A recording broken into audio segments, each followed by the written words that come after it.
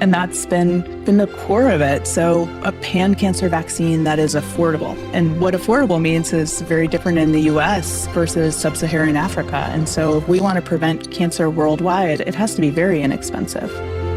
Welcome to Dog Cancer Answers, where we help you help your dog with cancer. Here's your host, James Jacobson.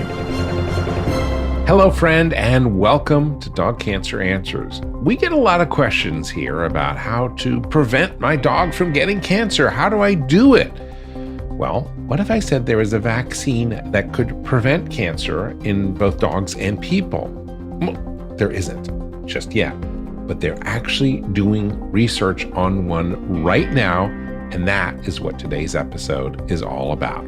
There is a fascinating study going on right now called the Vaccination Against Cancer Study, VACCS, which is looking at a potential vaccine that could prevent cancer in both dogs and later on in people.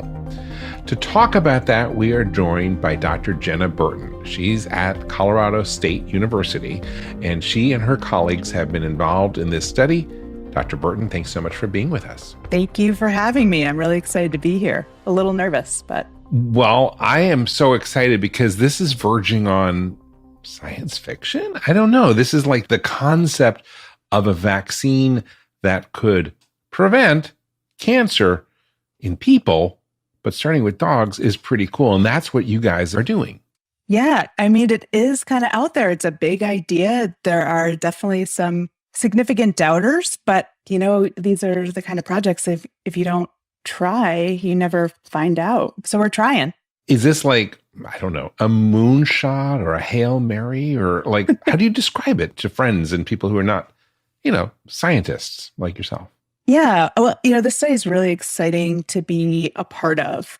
My career and so many other people's career have been focused on cancer treatment. Mm-hmm. And so for me, it's for mainly dogs and cats with cancer. And, to spend so much time with those pets and their families and everything that they go through, to think about, could there be a way in the future that we prevent some of this disease? And even if we only prevented a small fraction of that, the burden that these animals and people and the emotion and costs that go along with all this, think about potentially reducing that is pretty amazing. And then if we could go outside of veterinary medicine and think about how this could apply potentially to people, to our friends and family, it's pretty amazing to think about. So, well, it's pretty profound. So when you go to work on this moonshot, do you think I am looking for a vaccine to prevent human cancer, or are you like thinking dogs? Well, like when you go to work, what do you think?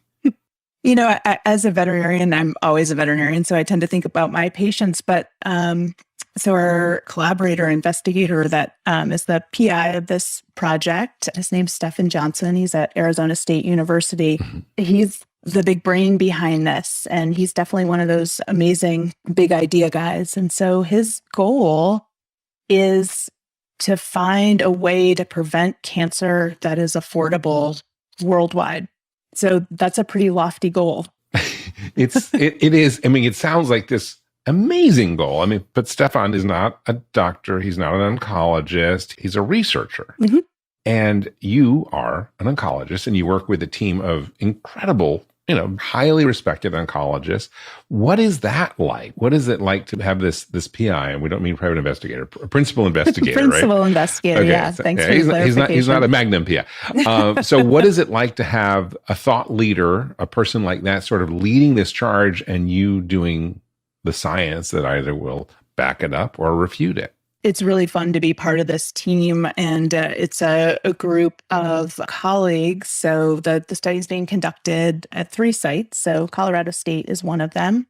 It's also happening at the University of Wisconsin-Madison and the University of California, Davis. And those are some of the top, vet schools in the country that focus on cancer. Absolutely, yeah. All of us that are working on the project are oncologists, but one of the reasons that these sites were chosen is that they actually have really strong community practice services within the veterinary teaching hospital as well. So we serve a lot of healthy animals that come in for their wellness visits, for their preventative vaccines and that sort of thing. And also in areas where we've got a robust client population from which to draw.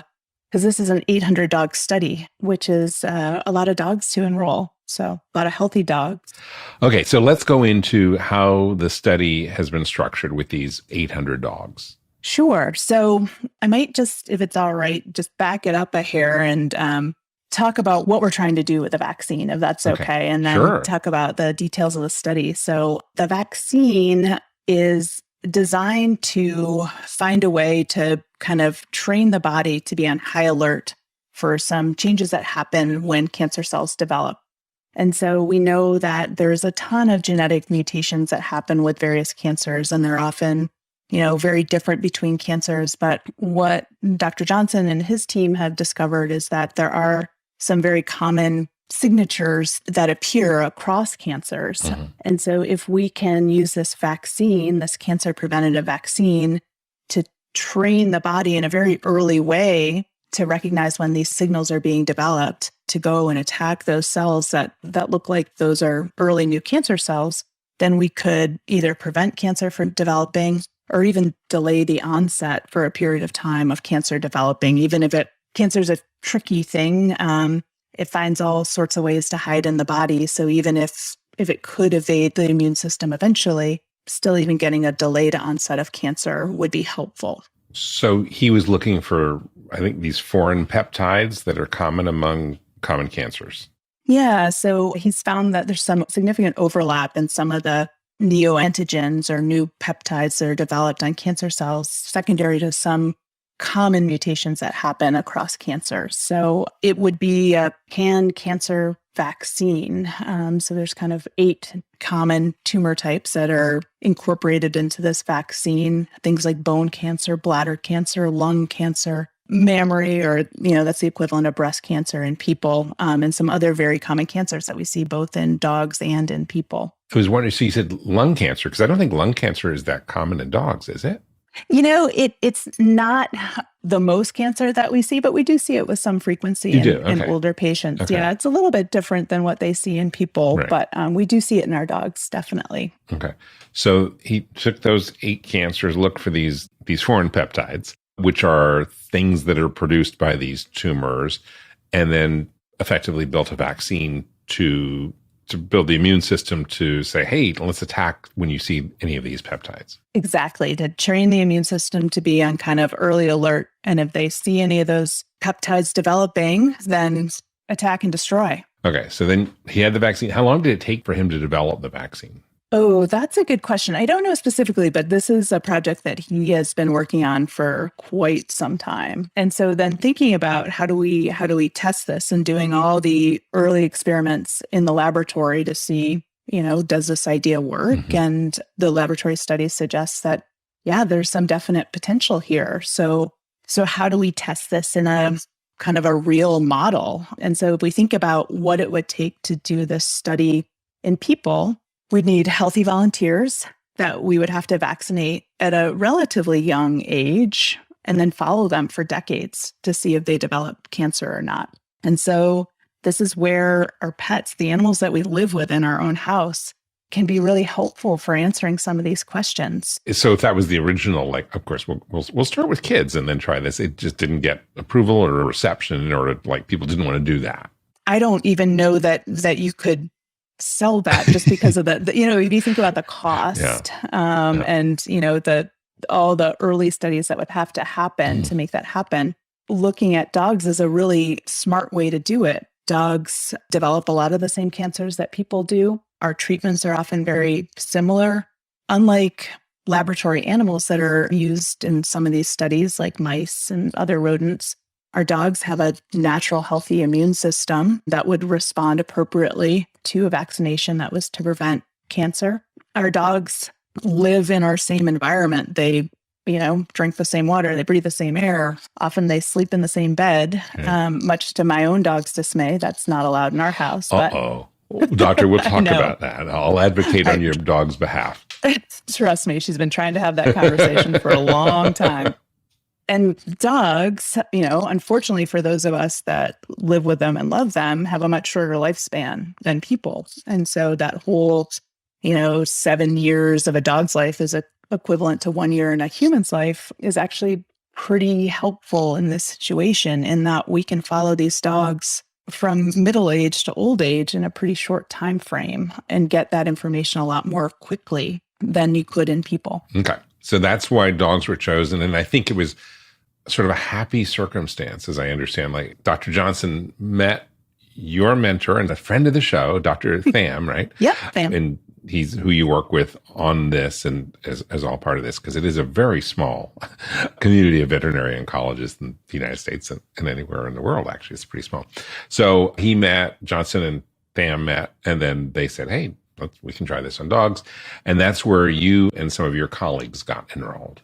Yeah, absolutely. So Doug Tham was the initial contact with Stefan at ASU, and kind of they together worked on building out this idea and recruiting other sites. And at that time, I was at the University of California, Davis. And so Dr. Tham contacted me there and to see if I, would be interested in participating. And so, yeah, it sounded like a really interesting opportunity. And then his mentor, David Vail at Wisconsin, is involved as well. And you're right, it's a very small community. So Doug Tham was my mentor as a resident. David Vail was his mentor. So it's a small fraternity sorority of veterinary oncologists. Exactly. Yeah. Okay, so now that's sort of the background. So let's get into what you're doing with these 800 dogs and how they were selected and what's going on. So obviously we needed to work with healthy dogs that never had a history of cancer. Mm-hmm. So one of the things that we're doing when we're recruiting these dogs is kind of an extensive medical record review. So the people working on this study get the medical records at least 3 years worth and just kind of comb through them and make sure that, they don't find anything. Sometimes there are some cancers that don't behave very aggressively and we take them off of surgery and we forget that they even happened. Right. So they're looking for things like that.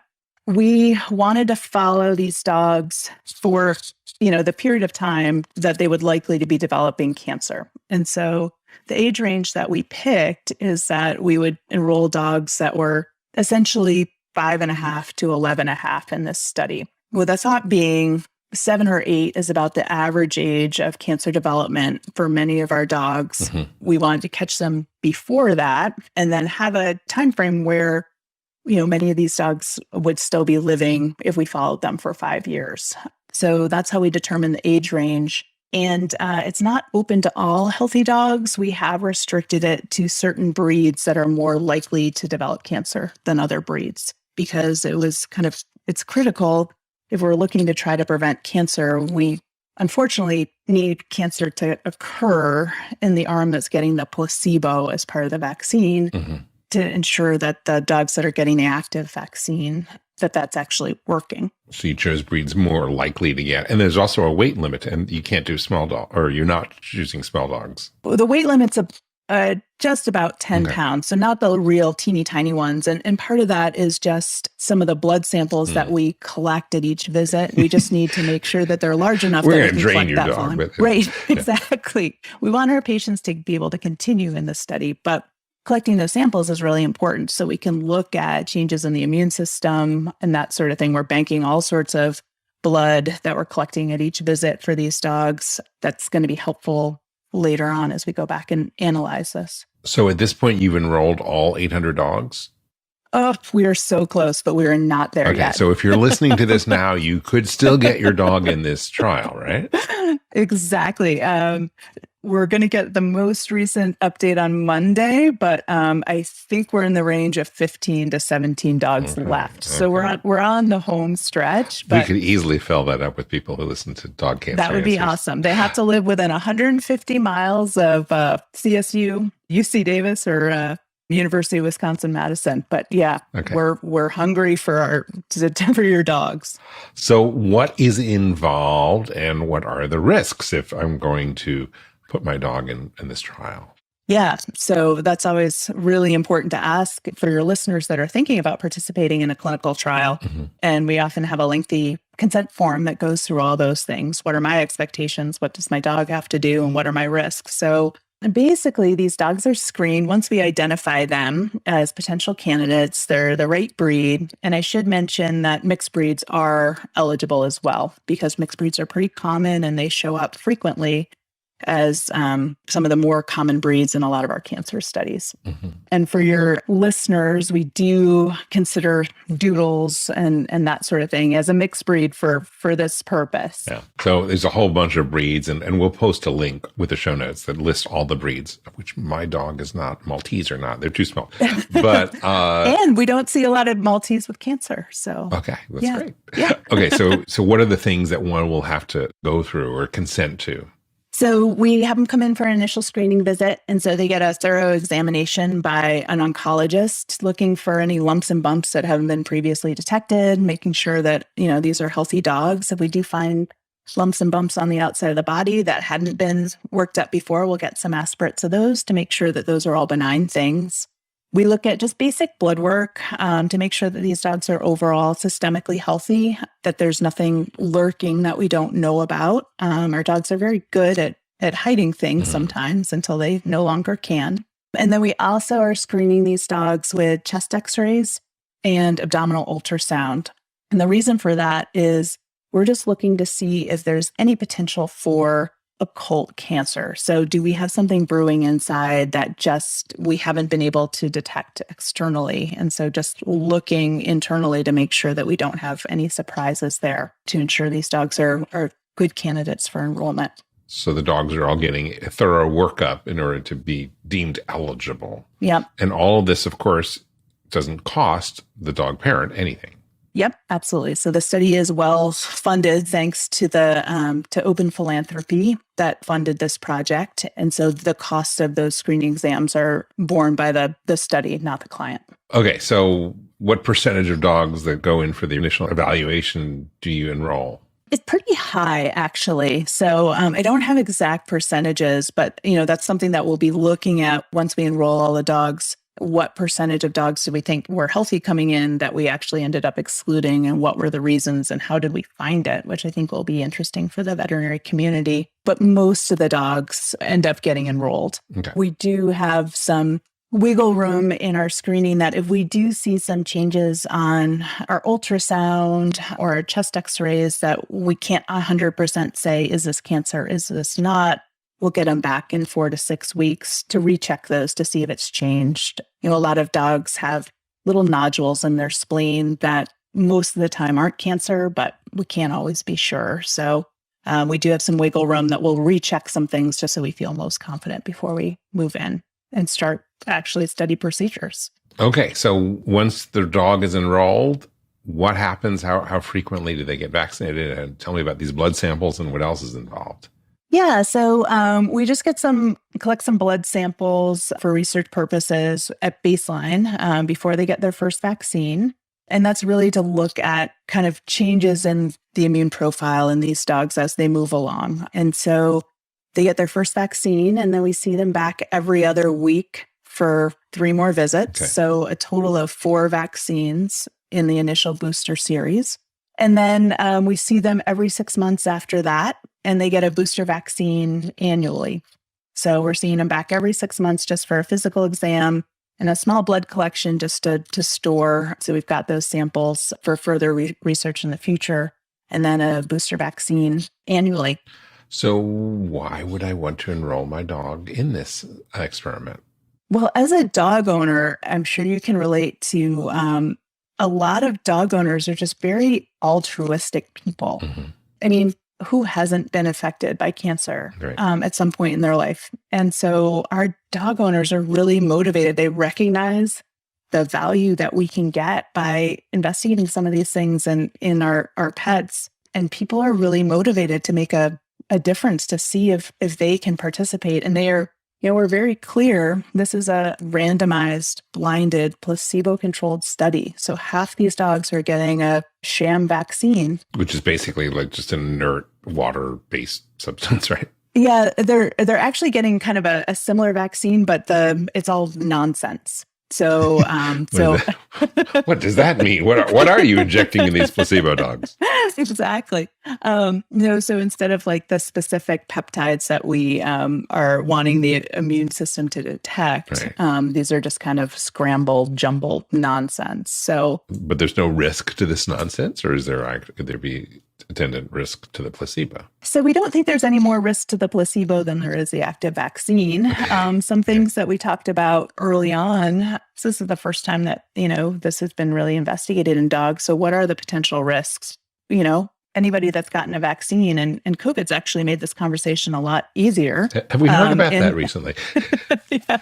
So, pain at the injection site, so muscle soreness. Mm-hmm. Some dogs may get a fever for a day or two after, or have some flu-like symptoms. We have had some dogs that have developed some vomiting after the vaccine. And so those are all things that we think any of the dogs could get with their vaccination.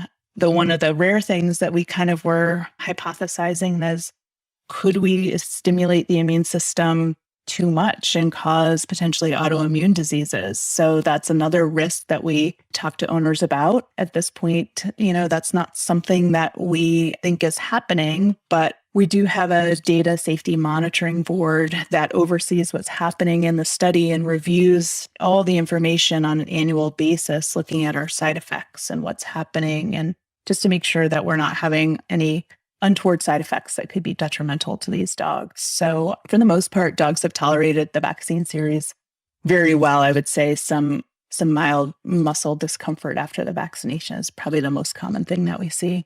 So I'm intrigued with the placebo. I always think of a placebo as being a totally inert, a sugar pill.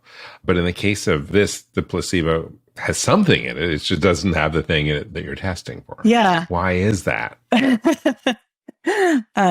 Actually, we think most of the side effects are coming from kind of an immune booster that we're giving along with some of the vaccines that both groups are getting, because it's nonspecific, just because some of the vaccines that we're giving are just by the nature of that type of vaccine, they're not great at ramping up the immune system on their own. So we give them a little jump start. So yeah, it's kind of all the components of the vaccine, but just that they're not going to be recognized. Yeah.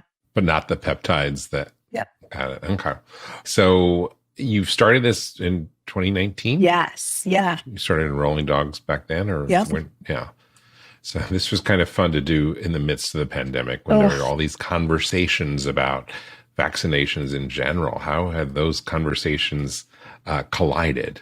The pandemic kind of wreaked havoc on this study, honestly, because we started in 2019, as you mentioned, and our goal was to have all these dogs enrolled within 18 months. So definitely within 2 years. And so now here we are, and it's 2022, and we're still scrounging for our last handful of dogs. With the pandemic, research was shut down at many of these institutions unless it was considered essential research. And so when you're testing a potential cancer preventative vaccine in healthy dogs, that doesn't really cut the mustard as essential research. So the study was put on hold at the 3 sites for variable times, depending on the institution. And so that really kind of messed up our enrollment goals. And then you've got the challenges of, okay, now we can do the research here, but do owners want to, even though that, everybody's doing curbside service at that point, do owners still want to be having that extra activity that they're undertaking during a pandemic? So yeah, you never know what's going to happen in research, but I'll tell you, a global pandemic was not on our radar in 2019. So it wasn't probably listed as one of the risks associated with the study. Yeah. But it's been interesting because, so many of our clients, have vaccinations on their mind or have had their own recent vaccinations. And so it's made those conversations a little bit easier to talk about because people can relate to their own experience and think about, what their dog might be experiencing too. That makes sense. Dr. Burton, we're going to take a break right now, but we will be right back. We'll talk a little bit about the economics of this because those are interesting. We'll be right back. If someone's dog has cancer, you'd think the last thing that they'd want to hear about 3 times a week in their inbox is more about cancer. So why do tens of thousands of folks subscribe to Dog Cancer News? Well, because our editors bring you the latest information on the complex world of dog cancer. And that includes all aspects like diet tips and recipes and lifestyle advice and just plain hope and a little bit of joy. Treating dog cancer is hard enough as it is. Dog Cancer News is there to support you and bring you warmth. Go to dogcancernews.com to sign up for free and start getting dog cancer news delivered to your inbox. We are back with Dr. Jenna Burton. Dr. Burton, let's talk a little bit about the economics of this. So I guess one of the reasons to enroll your dog in this type of study is if your dog does contract cancer during the course of the study, i.e. the dog's life, it's covered, right? Partially, yeah. So dogs that happen to develop cancer while they're enrolled in this study, whether they're in the placebo arm or the active arm, and there's only a small subset of people that know what those divisions are. And so I was going to say, that's like, you don't know. No. That's just a small, yeah. Yeah, nobody at any of the sites working on the study knows if they're giving the active vaccine or if they're giving the placebo. Mm-hmm. So any dog enrolled in this study, if they were to develop cancer, there is a financial incentive that is applied to their hospital account where they're receiving care to help offset some of the cost of cancer. So it doesn't cover all costs, but it's, I think, $2,000, which is helpful for many of our clients. So I think the other thing is that these dogs are getting evaluated by a board certified oncologist every 6 months. And so we're always on high alert for lumps or bumps or changes or things that make us worried about cancer and investigating those things. One of the things that we need to do, if you think about all the dogs that are enrolled at each study site, is that we really need to maintain good relationships with the primary care veterinarians that are sending these dogs in, because we really still need these dogs to be going to their primary care vet for all their wellness activities. So their other preventative vaccines and their heartworm testing and preventative. People always laugh at me, but I've been doing this so long. Like, I take my own dog to our primary care clinic because I don't give vaccines anymore. And I don't know what HeartGuard medications I should be putting my dog on. So I always explain to clients when they ask me to do that, I'm like, I don't do that for my own dog because I feel like it's more appropriate for someone else to do that. So maintaining these relationships and making sure that our clients are still seeing their primary care veterinarian for those wellness visits is really important. And we often have them, if they have something that they're concerned about, we have them start with their primary care vet, as they normally would, to start the workup. And if their primary care veterinarian is worried that cancer is likely, then if they haven't made that diagnosis, then they may send them to one of the sites to kind of continue that workup.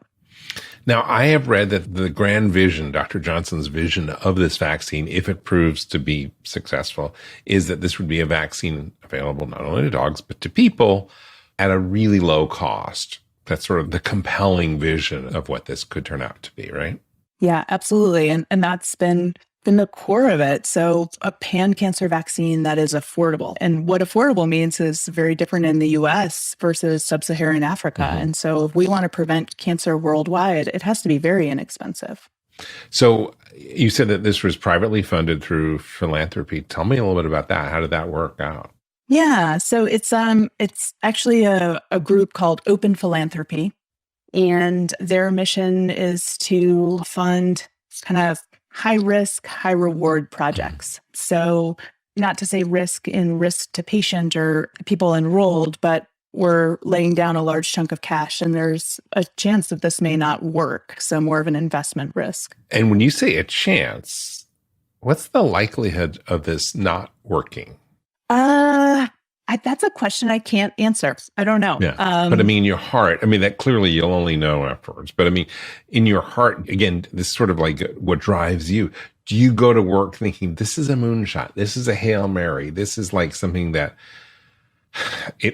everything what I know about cancer says this shouldn't work because cancers are so unique and so related to the individual patient, whether dog or person, but we're looking for this universal pan-cancer thing. But it could work. That's kind of what I'm really getting at. What do you, as someone who has spent years studying cancer, think as you approach this? I'm a realistic optimist. And so it's not my assumption that this vaccine is going to prevent cancer in every dog enrolled in this study. I'm hopeful. I'm optimistic that it's going to do something. It may be that we see a reduction in one type of cancer, but maybe not all cancers. Another thing that we're going to look at is there a delay on the onset of cancer? So if we could hold off an 8-year-old dog from developing cancer until it was 11, that would be a win for a lot of people. Yeah. And so I think my gut is that it's going to do something. Is it going to do everything that we think? That I don't know. I think the other really great thing about this study is that even if we didn't see any difference between the group and any of the things that we're looking at, it's giving us an opportunity to look at 800 healthy dogs.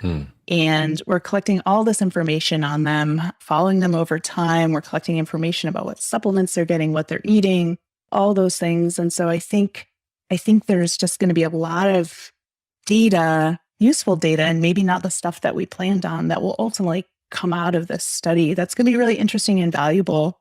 Maybe not to the human community, but to the veterinary community for sure. That's fascinating. Because, we've talked on this show in the past about the Morris Foundation's Golden Retriever study, right? Which is a lot of dogs. Lifetime study, 3,000. 3,000 dogs, 800 dogs. The data that veterinary oncology can get out of it sounds like it could be worthwhile, even if this vaccine proves to not be what it is, everything that it was hoped for. Yeah, absolutely. I think there's just a ton of information to learn. And, so we're already talking about some early projects that we're going to look at just with kind of the baseline data of all the dogs we've screened for this study. So what common blood works do we see on these older, healthy dogs? What are common findings on our screening chest x-rays, abdominal ultrasounds in these older, healthy dogs? Are you starting to see patterns already? I think one of the things I'll be really curious to look at is for the dogs that ultimately aren't enrolled in those studies, how we're detecting these early cancers that hadn't been noted yet. And I think that's really going to be interesting. Are we detecting most of these just on our physical exam, or are we detecting more of these through our more expensive imaging tests? And I think if it ends up that we're detecting most of these by physical exam, that's really important information for our veterinary colleagues out there. Your skills with your eyes and your hands, what you're seeing on that patient are really valuable. I think veterinarians are always we sell ourselves short, but I think we shouldn't devalue our skill set. So you say you sell yourself short. Tell me about that.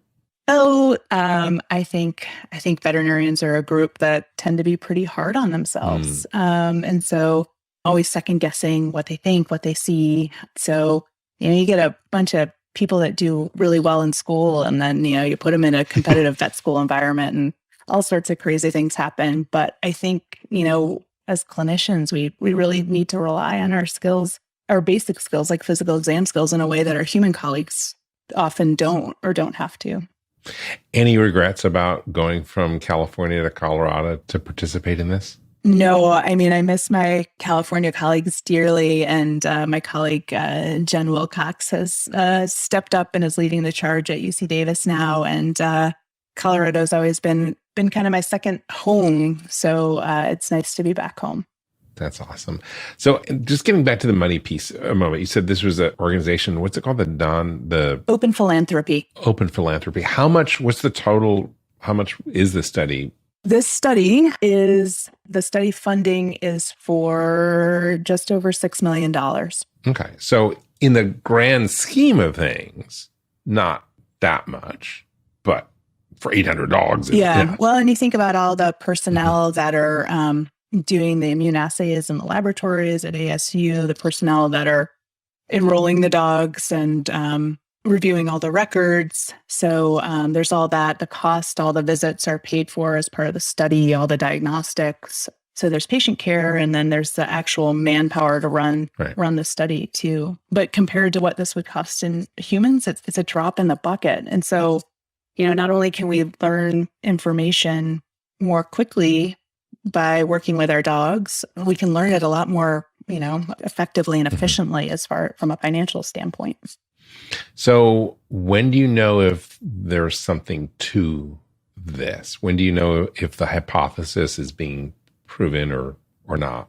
Yeah, so it's a 5-year study. So we gotta wait a little bit longer. And so we will, I think, at the end of year 5 when we analyze the data. Okay. And year 5 ends when? We didn't really start in 2019. So what year will that be? That's a good question. I think we are I've lost all sense of time. We don't know. I don't know. Yeah. What month is it? What year is it? Yeah. And we are seeking a no-cost extension to try to continue the work to make up for some of the time that we lost with the pandemic shutdown. So TBD. Okay. So we don't know when, but what happens if there's like, there's something here? What's the next step? Great question. So there are several other projects that are spinning out of this one already. And so one of them is, looking at a potential screening diagnostic. So can we pick up some of these, signature profiles on a blood sample that may suggest that your dog has early cancer and we need to investigate further? So that's something that a lot of groups are looking into, liquid biopsies, so a blood sample to look for early cancer. I like that. Liquid biopsy. Yeah. You can either get a vision of just like this clear liquid or some oozy, gross biopsy thing. So however you want to go with that. So obviously publication of our findings and assessment by the scientific community to see where this goes from here. Is there interest in moving forward in people? Do we have enough data to support that? So those aren't really conversations that we're having right now, but as we get closer, it's going to be a bigger and different crew. I'm happy working with dogs and cats, so I don't need to go beyond that. Move into because again, this is all designed from man's best friend to potentially man and women. Yep. Do you miss being a regular? You're still seeing patients, but it's different. Do you miss what you were doing previously? Actually, this is only the vaccine against canine cancer study is only a small part of what I'm doing. So I still get to do all my. Okay. Yeah. I had this idea that this is all you're doing. Okay. It's part of my job. So I saw 5 dogs that are on the study today and got to see them for their 6-month visit, some for their 12-month visit. Yeah. But I still get to do all my regular clinic stuff in the hospital and teaching and other research activities. So it's a nice bonus to what I'm already doing. So when you tell your other clients or your friends about this, what do they say about this study? They're really intrigued. I mean, and I have had friends that have ended up enrolling their dogs without any arm twisting from me, to be clear, because that would not be ethical. Right. So, I mean, people are just really intrigued. And I think the biggest barrier to enrollment is time. You have to come for your screening visit and then every other week for 4 visits and then twice a year after that. But for a lot of people, time is a really precious commodity. So that can be challenging to do. But I think most people are really intrigued and don't really perceive there to be a lot of downside. Probably the more common thing is, why aren't you enrolling border collies or, whatever breed they have that isn't, part of the study? Wow. Well, it is a moonshot, but it has amazing potential if it works out, and it's profound if there's something there. And I wish you guys the best, and I'm really excited to have you share this with us, and we will be certainly following future developments. We will be keeping you posted. We're all excited about this project, but I really appreciate the time to chat with you and talk about the study. It's been really an exciting project to be involved in. So thank you, Dr. Jenna Burton. Imagine being able to get a shot or several shots and prevent cancer from happening in dogs and people. It's pretty cool. Now, it is a moonshot. I think, the odds of it working out exactly as they have hoped, maybe not so great. But this is all part of the scientific method. And I am so excited that this type of research is going on and that the 800 dog lovers, and if you want to be one of those, we will put a link in the today's show notes so you can enroll in the study or see if your dog can enroll in the study, could potentially pave the way for a vaccine that could both benefit people and dogs in the future.